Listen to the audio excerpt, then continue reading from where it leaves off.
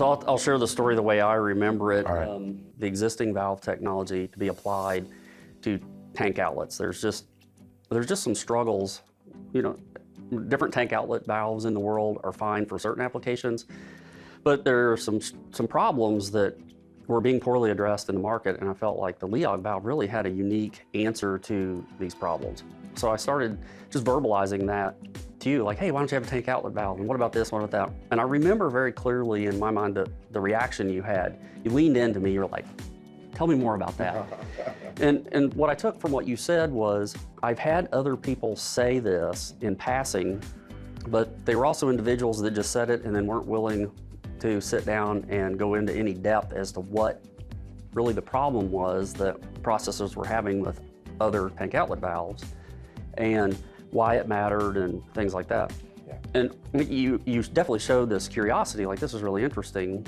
And as we talked, I could kind of see like your body language was like, yeah, okay, that makes sense.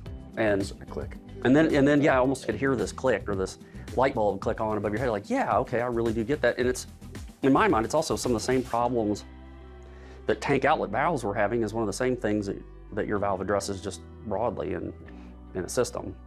Yeah. No, so is that kind of how you remember the beginning of that? Or? Yeah, 100% actually, because we had done sort of a tank outlet customization for our standard two-way arc valve, but it was, weld a flange onto it. You had a pretty big gap between the shutter and the flange, which would be the bottom of the tank or the side of the tank, and it didn't work super well. Again, it was like very specific sort of niche applications that version of it could. You had a customer come in and say, I need this. Yeah. You kind of built it for Yeah, them. exactly. And so what you did, like you had some very specific ideas about what we could do, how we could modify the existing valve to make a real like flush bottom tank outlet valve. And you were willing to sit down and, like you said, like talk it out, give your ideas, and then you were our partner throughout the entire design phase of, here's a drawing, here's what we did, what do you think? And kind of coming back and can we cut into the valve body a little bit more? Can we do this? Can we change that? And like you pointed out, like there were sales guys, there were engineers from other like systems integrators, other distributors that had this idea, but none of them were invested in it.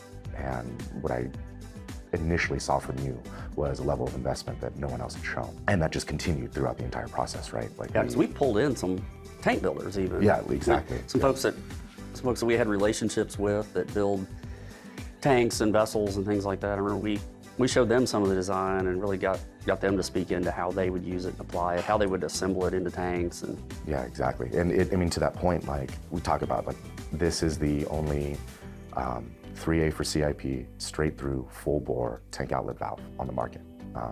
Nobody else hits all of those points.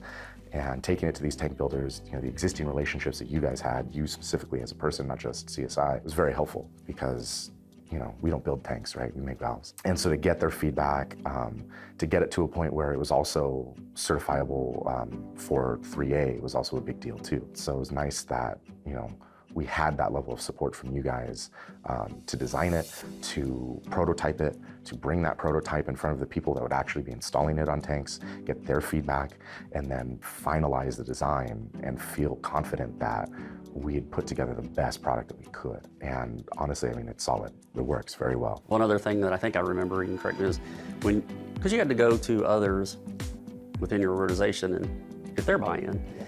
There was some pushback at first, oh, this is gonna be hard and we don't know. And then they got to thinking about it and like the next day they're like, oh, we got this.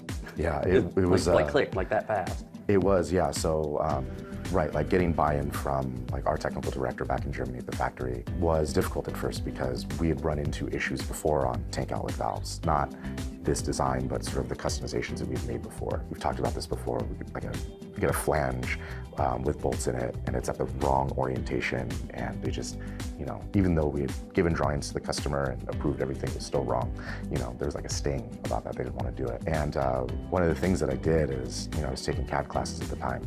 I did a really bad drawing of, where we could kind of cut into the valve, how much space we could take out of the body. And there's this rule on the internet. If you ever want the correct answer on the internet, you don't ask the question, you give the wrong answer, and then someone's going to come and correct you who's like an expert in the field. That's basically what happened. I did a bad version of the drawing. The technical director went, this is how we should do it. perfect, thank you. Yes, let's do it like that. Yeah, we got, the slope flange, right? So that way liquid comes down.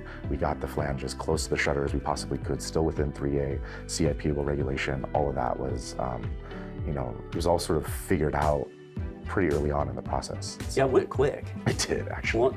Once you got your counterparts to buy in, it was days. Yeah, it really almost. was. Yeah, kind of lit the fire, and our technical director is brilliant, and he's got just a great mind. He's a very good mechanical engineer. So once he started, couldn't stop. It was nice.